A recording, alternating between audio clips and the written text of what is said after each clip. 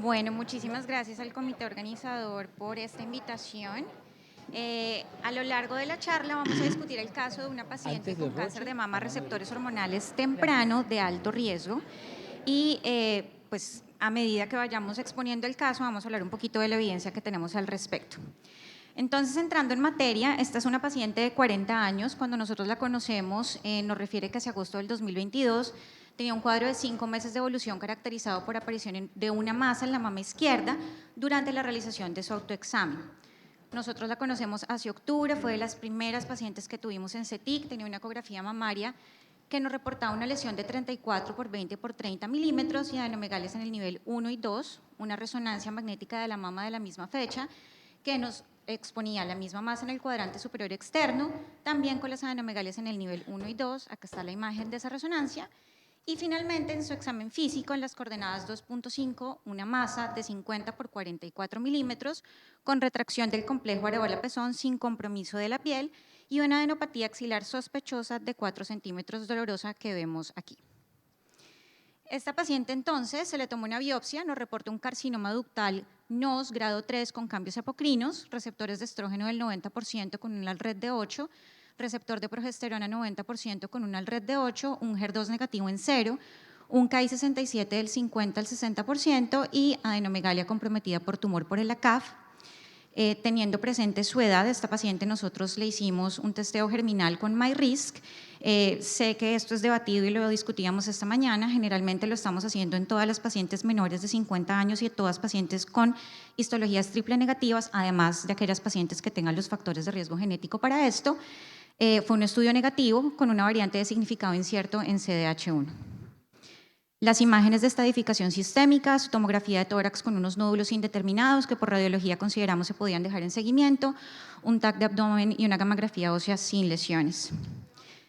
Entonces, el tratamiento que discutimos esta paciente en la Junta de Tumores fue llevarla a neoadjuvancia con un esquema C-dosis densa y taxano semanal, y después de su cirugía, pues claramente nos teníamos que empezar a plantear qué estrategia de terapia hormonal íbamos a emplear para una paciente de alto riesgo.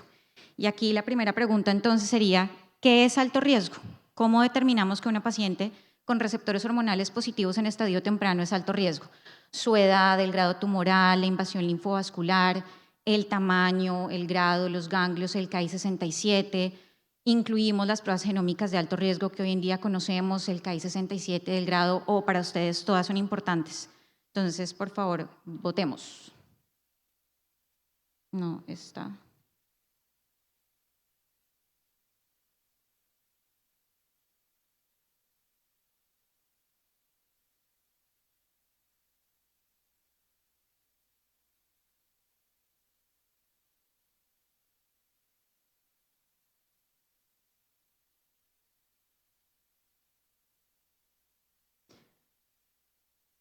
Bueno. Yo creo que no vamos a tener como muchas diferencias con más votaciones y en general, si bien es cierto que todos terminan siendo importantes, pues la conclusión es que no hay consenso, o sea, realmente no tenemos consenso sobre cómo definir el alto riesgo y esto es algo que nos limita mucho, sobre todo a la luz de la nueva evidencia de cómo clasificar bien a estas pacientes para derivarles un mayor beneficio en la adyuvancia. ¿Qué pasó con esta paciente? Terminó su esquema de adyuvancia hacia abril del 2023. En la ecografía de la mama, una disminución del tamaño de la masa en la mama izquierda y de las adenomegalias axilares. El tamaño al final de tratamiento era de 14 por 9 por 17, con una respuesta parcial y una reducción volumétrica del 77%. Y finalmente, después de su mamoplastia oncológica con vaciamiento axilar, tenemos un carcinoma infiltrante posadyuvancia con una celularidad del 60%, un grado 2. Su tamaño residual era de 18 por 16 milímetros, con invasión linfovascular presente, un in situ grado 3 asociado, márgenes negativos, un RCB de 3, y en el vaciamiento axilar, 4 de 9 ganglios positivos con macrometástasis de 6 milímetros sin extensión extracapsular. Entonces, terapia endocrina. A hoy seguimos diciendo a la paciente, yo mínimo le voy a dar 5 años de tratamiento. Y sigo diciendo que a hoy es increíble que digamos esto, cuando todos conocemos que en las pacientes con receptores hormonales positivos el riesgo de muerte y de recaída después de la cirugía no solamente está presente, sino que incrementa a través de los años y que incluso más del 50% de las recurrencias las podemos ver después de esos 5 años que le decimos a la paciente que le vamos a dar como mínimo de terapia hormonal. teniendo también presente que una proporción que no es insignificativa de las pacientes va a tener recaídas incluso después de 20 años. En esos estudios del New England del 2017 y posteriormente en el 2022, vemos entonces que además ese riesgo parece venir intrínseco con el tamaño de la lesión inicial y con la cantidad de ganglios que tengan positivos las pacientes. Si nosotros intentáramos ver en los estudios históricos qué era lo que nos decía que existía en las pacientes de entrada que les predispusiera a tener un mayor riesgo de recaídas tardías en su enfermedad, parecía ser el número de ganglios, el tamaño del tumor y en definitiva tener receptor hormonal positivo. Pero yo creo que el mensaje más importante que nos tenemos que llevar todos es que cuando una paciente tiene receptores hormonales positivos, el riesgo de recaída va a estar presente a lo largo de su vida. Y entonces, históricamente hemos intentado hacer cosas para disminuir ese riesgo. Inicialmente hablábamos de terapia extendida a pacientes de alto riesgo, los estudios clásicos, el ATOM, el ATLAS, el NSABP, el MA normal y el MA17R, donde en definitiva tenemos una reducción en el riesgo de enfermedad en recaída. Los beneficios eran absolutos para todos estos pacientes. En sobrevida global no lo era tanto, más que todo para aquellos pacientes en los que se empleaban las estrategias del tamoxifeno a 10 años. Otra de las herramientas que empleamos para disminuir este riesgo de las pacientes es la visión de la supresión ovárica, los datos a 12 años que nos presentaron recientemente, con una reducción absoluta del 4.6% para sobrevida libre de recaídas y de 1.8% para la sobrevida libre de recaída a distancia, teniendo presente que esta reducción de riesgo se ve de forma más especial en los primeros 5 años del tratamiento y no teniendo diferencias significativas para sobrevida global. Entonces, a pesar de todas estas pequeñas cosas, no teníamos impacto definitivo en la sobrevida global. Esto lleva a que tengamos presente que nuestras pacientes con receptores hormonales positivos tienen unas necesidades no cubiertas. Tenemos hoy presente que aproximadamente 27 a 37% de las pacientes con estadio 2 va a recaer en el transcurso de su vida y que ese porcentaje aumenta hasta un 46 a 57% en aquellas pacientes con estadio 3. Finalmente, entonces, el nicho donde deberíamos estar apuntando, y es donde veníamos dando estos pequeños pasos de terapia hormonal extendida, supresión ovárica, es en la terapia endocrina, y es ahí donde encuentra el advenimiento la inclusión de los inhibidores de CDK4/6 en la adyuvancia. De esta diapositiva, solo quiero resaltar que es muy importante que tengamos presente que todos los estudios utilizaron criterios de inclusión diferentes y estrategias de tiempo a exposición de los medicamentos e intervención diferentes. Y al final tendremos que concluir nosotros si es la diferencia en estos criterios de base lo que lleva a que tengamos diferentes resultados o tal vez, como hemos venido hablando, en enfermedad metastásica que estamos tratando con moléculas que son de base diferentes. Empecemos a hablar de ellos, los primeros con palbociclib, el PALAS y el Penélope-B. Para el PALAS, unos criterios de ingreso bastante sencillos, mujeres pre- y posmenopáusicas, hombres con estadio 2, estadio 3, iban a ser expuestas a 24 meses del palbociclib con un desenlace primario de sobrevida libre de enfermedad. Y en el Penélope-B, todas las pacientes tenían que haber sido expuestas en adyuvancia, ya las clasificábamos como de muy alto riesgo porque decíamos que iban a tener un CPSG mayor de 3 o aquellas pacientes que tuvieran mayor de 2 tenían que tener ganglios positivos después de la adyuvancia o tenían que ser pacientes que no hubieran obtenido una respuesta patológica completa después de una quimioterapia neoadyuvante que incluyera los taxanos y teniendo también acá que el palbociclib se daba solamente por un año. Estos estudios fueron negativos, cerraron su reclutamiento de forma temprana porque fueron negativos y entonces uno acá se pregunta, ¿de pronto será porque las del PALAS no eran tan de alto riesgo? ¿Se incluían pacientes que realmente no parecían ser de tan alto riesgo? ¿O de pronto en el Penélope es porque el tiempo de exposición en la adyuvancia al inhibidor de CDK4/6 no era suficiente? ¿O simplemente es la molécula? Bueno, preguntas que pues no tendremos cómo resolver. Veamos cómo le fue al Monarquí con abemaciclib. Tenemos dos cohortes grandes, la primera basada en características clínico-patológicas de las pacientes, más de 4 ganglios positivos o 1 a 3 ganglios teniendo que tener presente enfermedad grado 3 o un inicio de tamaño tumoral mayor de 5 centímetros. Esto era el 91% de las pacientes incluidas en todo el estudio y para el 9% una cohorte mucho más pequeña basadas en las características biológicas como el KI67, donde de 1 a 3 ganglios teníamos que tener un KI67 mayor del 20%. La exposición, dosis habitual de abemaciclib, 150 miligramos 2 veces al día por 2 años. Y vemos entonces cómo recientemente nos presentaron los datos actualizados a 5 años, donde de forma consistente se sigue viendo un beneficio para la población con intención a tratar en la sobrevida libre de enfermedad a distancia, una reducción del 32% con una diferencia absoluta de 7.6% a 5 años.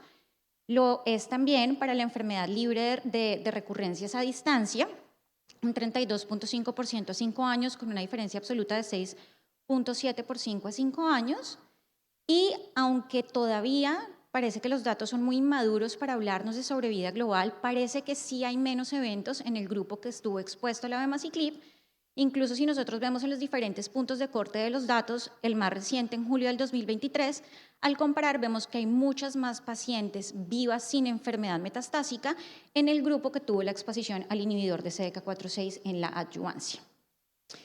Recientemente en San Antonio nos hablaron también de los análisis exploratorios del uso de la abemaciclib en adyuvancia, favorece a todos los subtipos moleculares, favorece a aquellas pacientes con perfiles genómicos de bajo y de alto riesgo, y en las alteraciones genómicas más frecuentes parece en general favorecer a la mayoría.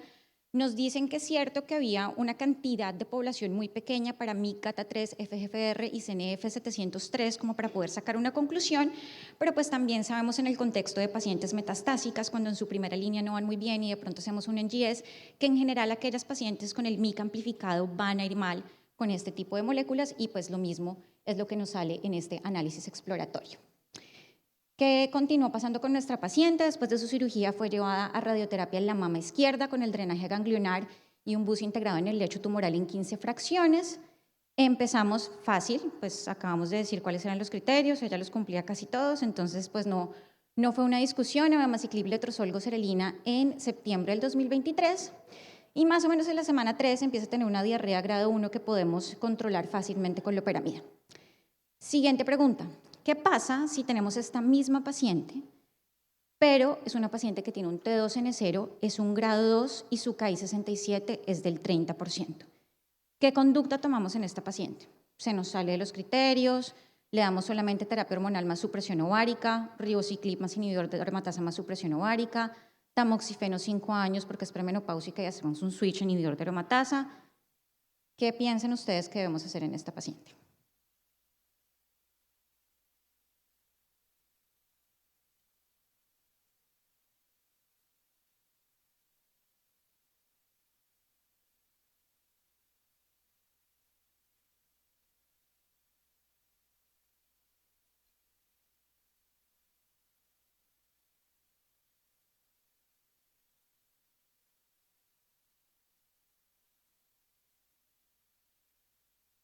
Bueno, muy bien.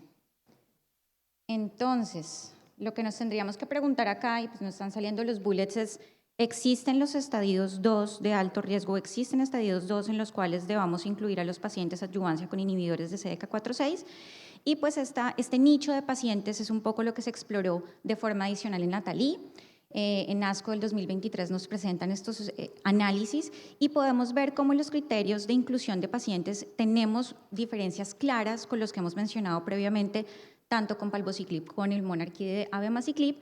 Se incluyen pacientes estadios 2A N0, sí, tenían algunas características adicionales, incluyendo que siendo grado 2 podían tener un Ki-67 mayor del 20% o una prueba genómica de alto riesgo, pacientes que eran N0 pero grado 3, pacientes N1 y pacientes con estadio 2B. Entonces vemos cómo este es el nicho grande de población que hace el diferencial con los estudios anteriores.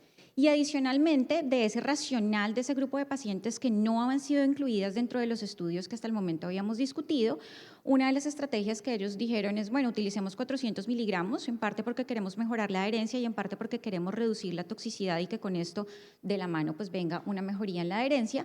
Y tercero, la exposición que vimos con algunos estudios de palbociclib fue incluso de 1 año, con Monarch de 2 años.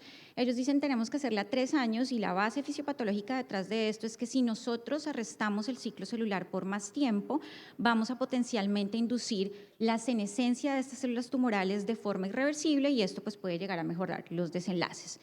Entonces, ¿qué es lo que tenemos? Los desenlaces más actualizados para sobrevida libre de enfermedad invasiva, una diferencia absoluta 3 años de 3.1 con una reducción del riesgo del 25%, siendo pues positivo para su desenlace primario. Vemos que en el análisis de subgrupo, todos los subgrupos que se habían planteado a explorar se están beneficiando de la estrategia a intervención.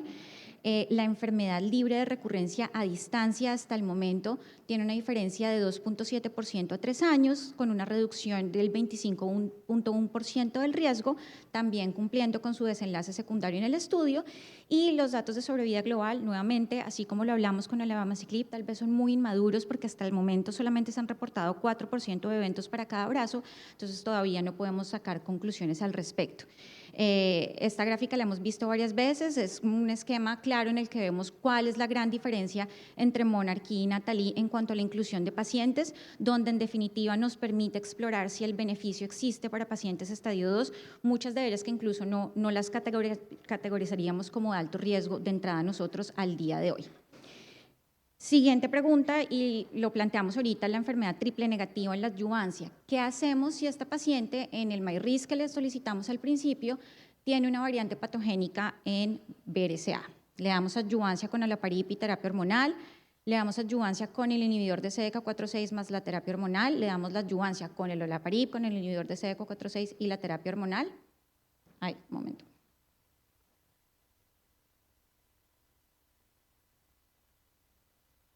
Esta misma paciente, pero tiene una mutación de BRCA.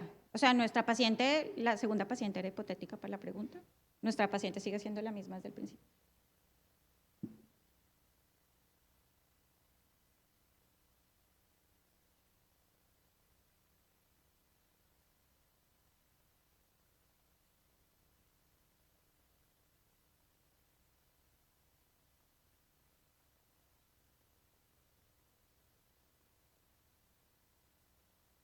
Bueno, nos gusta la sobrevida global.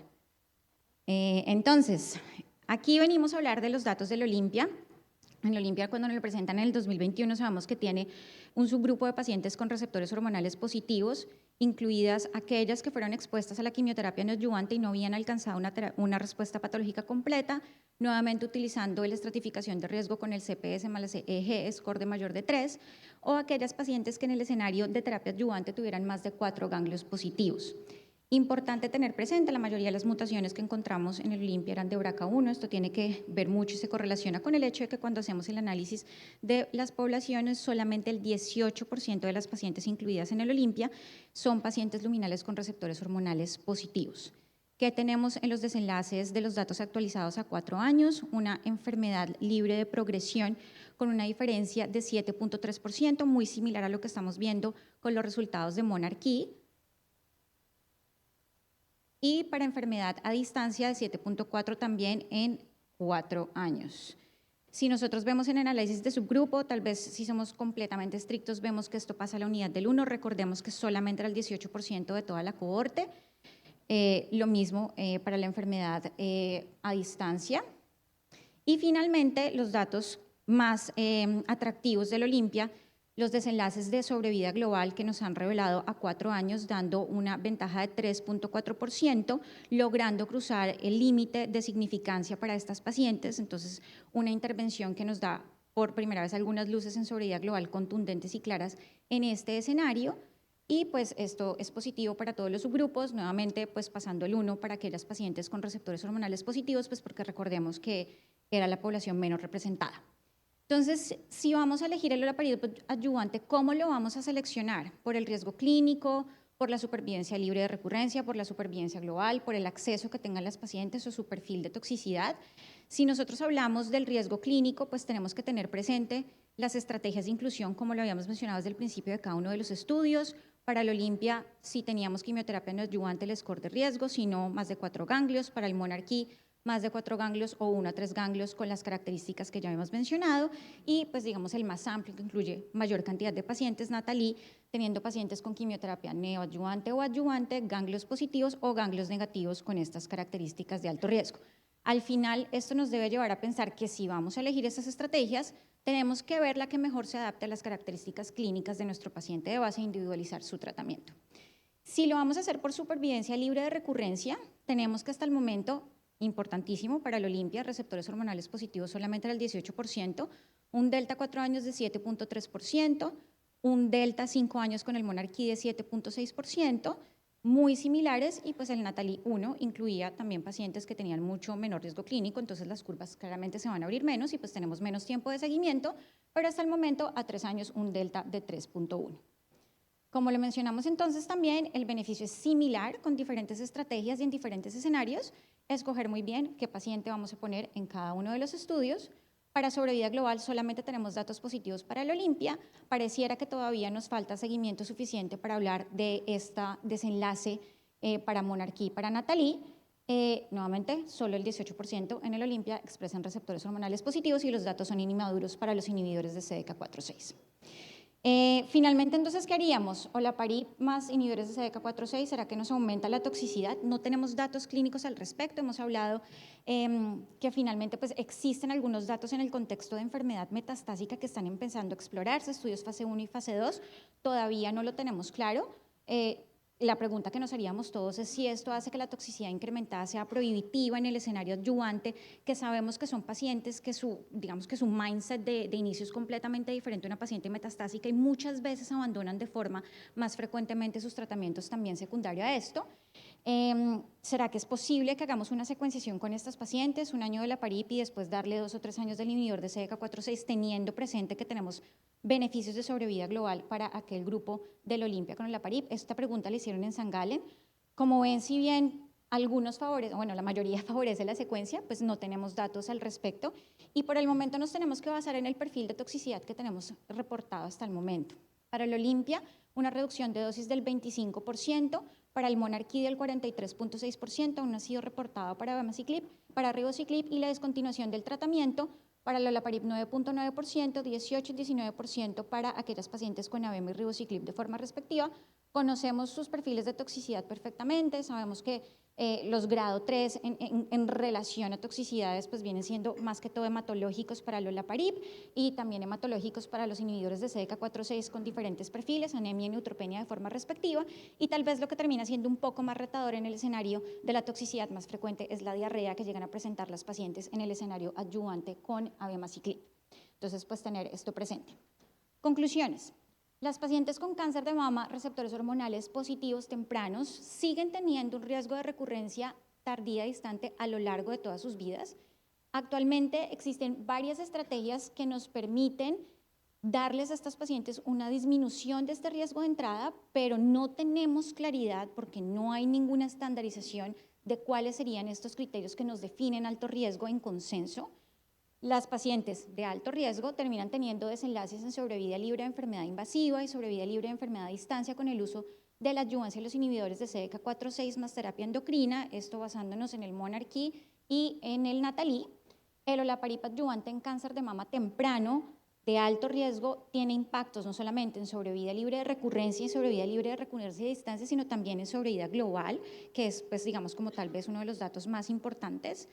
Los factores clínicos y genómicos nos pueden servir como herramientas para la toma de decisiones y personalizar el tratamiento de acuerdo al riesgo individual de cada una de estas pacientes, y aún no tenemos datos suficientes para hablar de cómo vamos a combinar estos tratamientos en caso de que tengamos la paciente con el perfil para hacerlo, y pues tenemos que escoger muy bien qué criterios vamos a emplear para incluirles dentro de los mismos y los perfiles de toxicidades que tengan ellas para tomando decisiones al respecto. ¿Qué pasó con nuestra paciente? Está terminando su 5º mes de tratamiento con Monarch, no hemos tenido reducción de dosis, la diarrea grado 1 es intermitente y la hemos podido manejar sin mucho problema con loperamida, y eso era lo que tenía para compartirles. Gracias. María Leandra, muchas gracias. Tenemos espacio para 3 preguntas. La primera que yo quiero hacer, sí.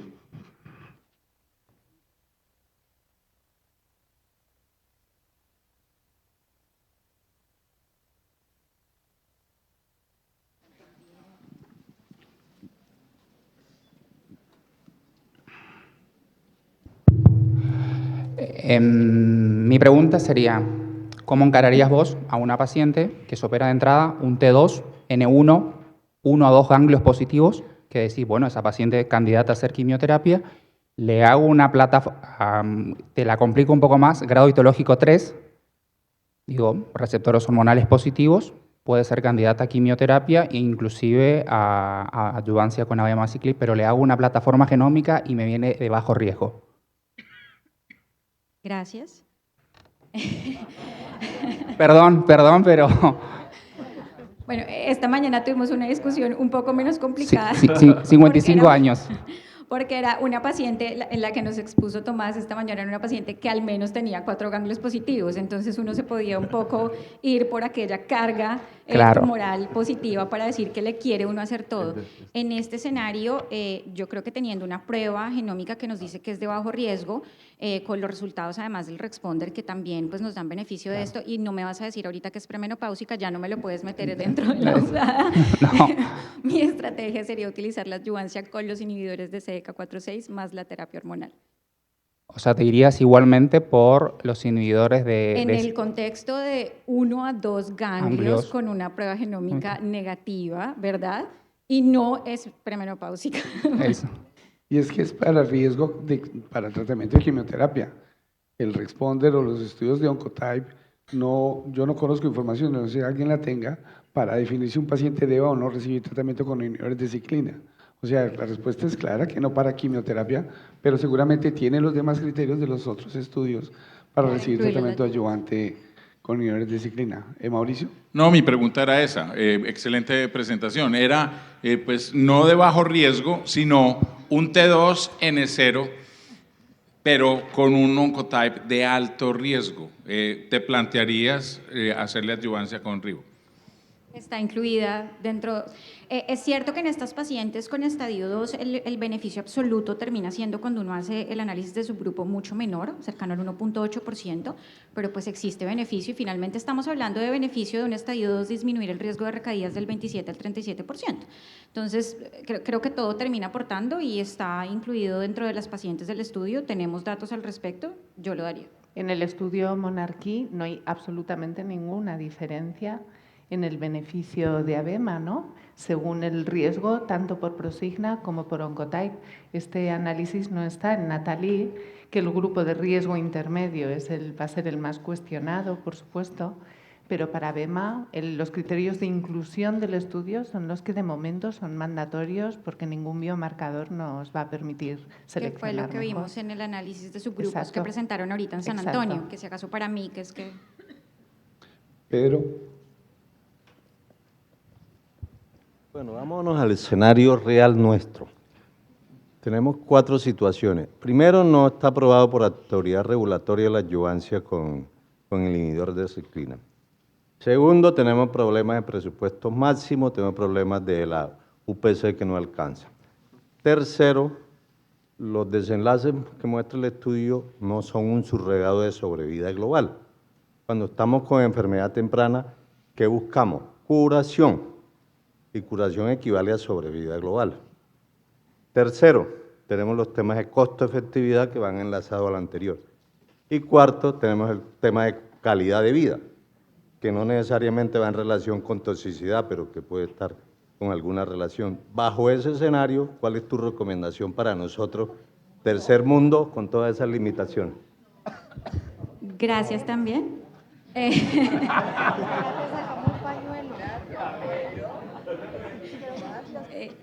Yo creo que nosotros tenemos que pensar en qué pacientes derivan el mejor beneficio en el contexto de los datos que son clínicamente positivos y relevantes. Nuestra práctica clínica de primera tiene que estar guiada por la evidencia científica, que es lo que tenemos.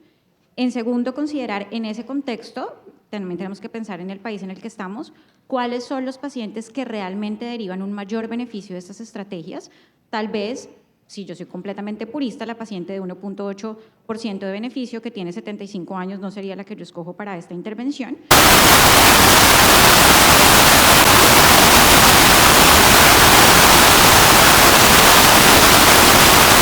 Es mucho más frecuente en adyuvancia que nuestras pacientes abandonen tratamiento, de hecho lo hacen con tamoxifeno solamente, entonces yo creo que tenemos que ser muy claros desde el principio, desde que se le expone, tú tienes cáncer y estos son los potenciales escenarios de tratamiento que vamos a tener, que eventualmente se va a exponer a este tipo de efectos adversos y pues tener un acompañamiento para pues poderlos llevar a cabo, pero pues hablando muy claramente en números, eso sería lo que yo haría.